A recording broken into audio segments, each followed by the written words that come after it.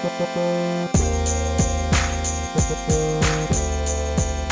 this series, what we're going to do is we're going to compare the overall resolution at different apertures of these lenses in a field test situation. So what I'm going to do is all of them will be tripod mounted.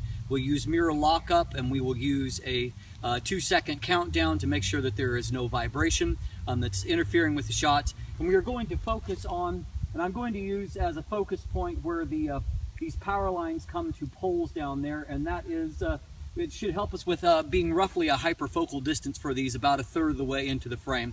I like this spot because there's lots of depth and a lot of different textures out there as we look over the river and to the far shore. And it will give us an idea of how the resolution and the contrast of these lenses compare. So in particular, of course, we're going to look at the difference between the Canon 16-35 f4L IS along with the Tamron 15-30 VC. But first of all, let's just take a quick look. I've spent several weeks before I had the Tamron back on hand comparing the two Canon 16-35 variants, and it's probably not going to surprise you when I say that the resolution on the new Canon 16-35 f4 is much better, particularly here, as you can see in the extreme corners, than the older 16-35 f2.8. Now, to be fair in this comparison, we are comparing an f2.8 result from the 1 to the f4 result from the Canon, but we can see here that there's really there is no comparison when it comes to that. Now, if we want to make it just a little bit more fair, instead of that, we will we'll grab the two f4 examples here and jump into those and compare those. And so if we look in the corners, so it's a little bit better than what it was at f2.8, but there's still a market advantage for the new f4 LIS, even with the older Canon stopped down a bit. And so if we look at the center of the image, and our focal point was these power line transformer poles here, and you can still see that there is a marked difference in the amount of detail here and the contrast in these images. And as we look towards infinity, it's just a little more kind of hazy and washed out looking on the older Canon variant. And so here, this tree, obviously more contrast there. And of course, when we head into the corners, towards the corners, it becomes very pronounced and extreme. One other thing to pick up here is that the chromatic aberrations are clearly the worst of these three on the older f2.8. And so this is stopped down at f4, but still you see there is a significant amount of both green and purple fringing that just isn't there hardly. I mean, it's very faint in the f4 LIS. And so of these three lenses, I would say that the f4 LIS has the definite advantage when it comes to that. But what you really want to see, of course, is the comparison between the Canon and the Tamron. And so first let's look at them with the disadvantage for the Tamron. Wide open at f2.8, 15 millimeters, and compared to the Canon at 16 millimeters. And so one thing that I do want to show you before we do that is let's just take a look here, and just to give you an idea of the different perspective here. And so you can see that there is definitely a movement in compared from the 15 millimeter from the Tamron to the 16 millimeters of the Canon. It's not remarkably pronounced, but it certainly is definitely a fair bit wider than what the Canon is. And so now let's take a look at these images compared. And so first of all, you'll see that even though the Tamron is wide open at f2.8, and that's on our right side here, there is still a bit more vignetting on the Canon, and the Tamron does a really good job in the vignetting department. Now, as we look here, the advantage here is definitely going to the Canon. Again, it's at f4 compared to f2.8, but obviously the Tamron is already much better than what the older Canon f2.8 version was, even stopped down. And so it's closer, but the advantage here at the edges is to the Canon at f4. Now, if we look here, already as we move a little bit away from the edge of the frame, the difference is less pronounced here. It's still, I would say, a bit better for the Canon, but not noticeably so. Now, as we look at towards the heart of the image and where our focus is, now it is becoming increasingly difficult to see an advantage for either lens here. And as we look here towards our actual center focus point, if anything, I would give a slight advantage to the Tamron in the center of the lens, just in defining the detail of these. One other thing to note reason why I like this side is to look up here to see how the contrast is on these power lines. And both of these lenses are actually turning in a very good performance here. And the contrast, you can see just the darkness of the line against that light. Both of these are doing quite good overall. And so this tree that we compared before, there's very little difference in the resolution. And towards infinity focus, you can see the Tamron, even wide open, has really, really great contrast, and as does the Canon. But if anything, there is just a minute advantage at infinity, I would say, for the Tamron here wide open. Let's head to the right side and take a look there in the extreme corner. And the difference is less pronounced on the right side as to the left side. The Tamron is doing a better job kind of keeping up in this extreme corner over here. Now, you'll note where there was kind of a mess of chromatic aberration. It's just not there the same way for either of these lenses as compared to the older Canon.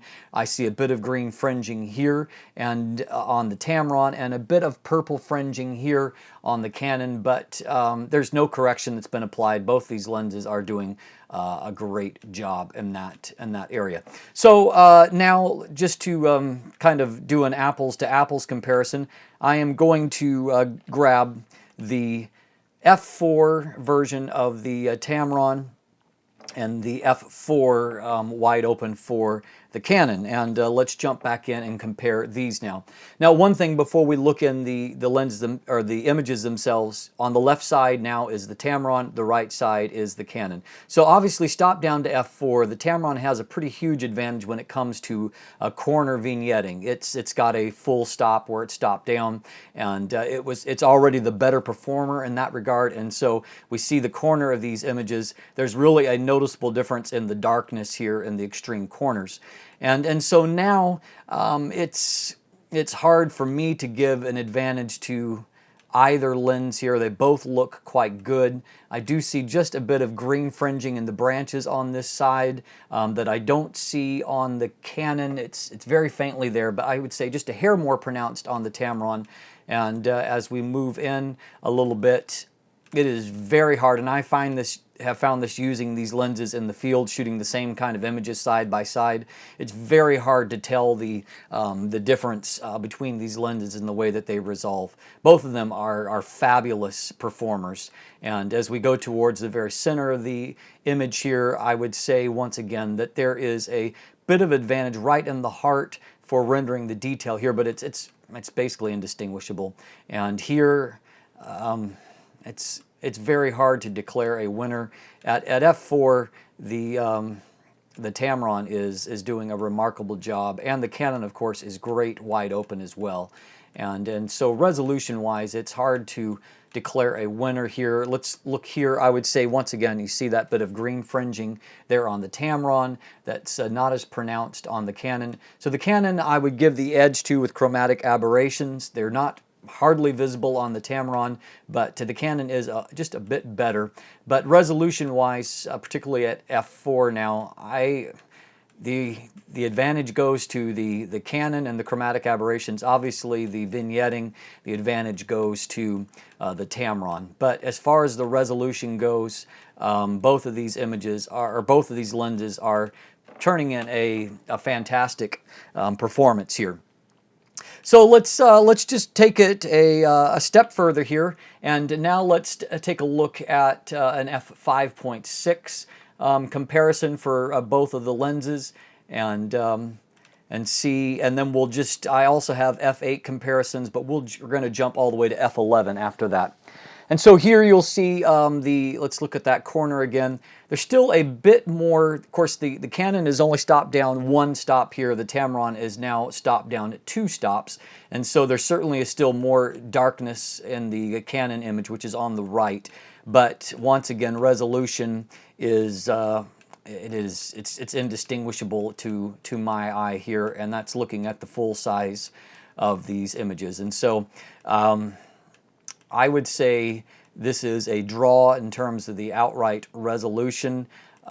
You know, I can nitpick little parts of the image and say, okay, this one looks better than the other, but it's not consistent win for either one of them. The only thing that's apparent here really is that there's still a little bit more vignetting in the Canon, but as all of you know, if you're shooting RAW, that's a very easy thing to correct, and if you're shooting JPEG, many camera bodies, if you're using a Canon lens at least, will offer a correction for that illumination in the corners. And so these images are, in my opinion, a draw. And so once you get down to that point, you really can't tell a difference.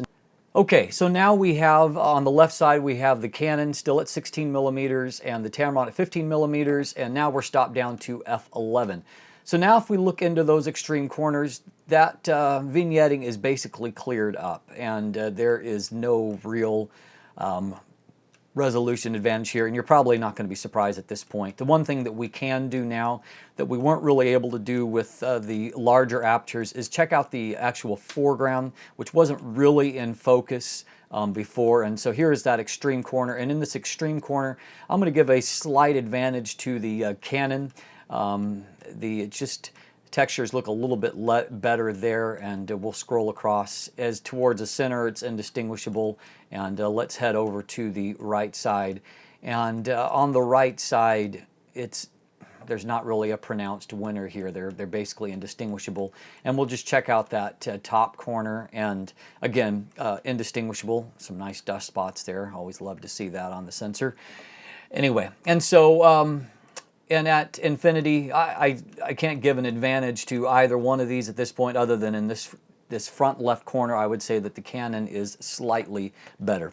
Just for the fun of it, let's take a look here at the Rokinon. I added it to a series with it here, and of course the Rokinon's actual vignetting is absolutely terrible. Let's just take a quick look wide open, compared between the Rokinon or the Tamron on the right, Rokinon on the left. Obviously, a huge amount more vignetting, and you can see that the Tamron is much sharper in the corners as compared. So we get towards the center, the difference is less pronounced. The Rokinon is pretty close here in the center at f2.8, and it has one thing I noted on the last one, you can see here, particularly in the sky, it has kind of a really strong warmness to it that is affecting its color temperature a bit. And over in this right corner, again, you can tell there's a pronounced difference here. Okay, and now for those of you that are interested in seeing the comparison between the Canon and the Rokinon, I'm going to throw those up here really quickly. And so, although we pointed out the vignetting of the Canon, obviously it's nothing compared to the vignetting of the Rokinon wide open. And so anyway, here we see that there is the Canon is blowing it away in terms of the resolution in the corners, and of course there's more distortion with the Rokinon coming into play. Towards the center, again, there's a slight advantage for the Canon, but the difference is not very pronounced. And then as we go back into that extreme corner, the Rokinon kind of falls apart in the extreme corners wide open. Okay, now as an apples to apples comparison, we're going to do one final, and just so we can compare the two f2.8 lenses at f2.8. And so Canon on the left, 16 millimeter, Tamron on the right, 15 millimeters. So obviously, again, the Tamron or the Canon has much more vignetting towards the edges and a lot more chromatic aberrations. The resolution is better for the Tamron here in the corner, that's noticeably so. And then as we begin to move into the frame, you see how much different the Tamron is here at this point compared to the Canon. So we move in, look at the difference in the chromatic aberrations here compared to, and the contrast, which is much more sharp and pronounced. Here you see the difference in the textures, much better for the Tamron. And so it's not even close when it comes to the resolution at f2.8. The Tamron is better in every regard, and if we look up here in the sky, you notice the difference in the amount of contrast here, and see how this line is it's not really sharply rendered. See how much thinner, and there's no bleeding in the contrast here as compared to the Canon, and just those lines look a whole lot better on the Tamron. And so at f2.8, these lenses really aren't even close. Look at the difference there. The Tamron is blowing it away in terms of the resolution wide open. My field testing confirms what we saw in these resolution tests. There is virtually no distinguishing between the two lenses in the field. The Canon has marginally better chromatic aberration control. The Tamron has better vignette control and a bit better bokeh because of the wider aperture. Both of these lenses leave the older competitors in the dust. Great news for if you're considering either one of these. They are both exceptional instruments optically. My name is Dustin Abbott. Thanks for watching. Have a great day.